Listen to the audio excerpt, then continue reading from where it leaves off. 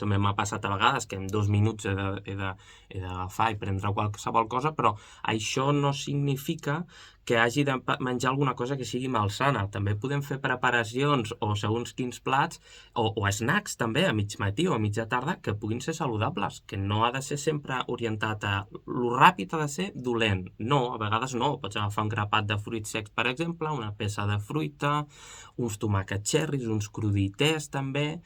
Vull dir que hi ha diferents opcions també, no? Per anar-hi, per exemple, quan fem snacks, o si anem molt de bòlit i hem de menjar alguna cosa de pressa i corrents, a vegades, doncs, sempre l'estructura, que ara ho parlarem, que jo recomano sempre és intentar ingerir verdura i proteïna, val? O sigui, mai falti aquests dos nutrients, aquests dos grups alimentaris serien els principals. És on hi ha més nutrient, més aport de nutrients, val? Que és el que el teu cos necessita, sobretot són nutrients.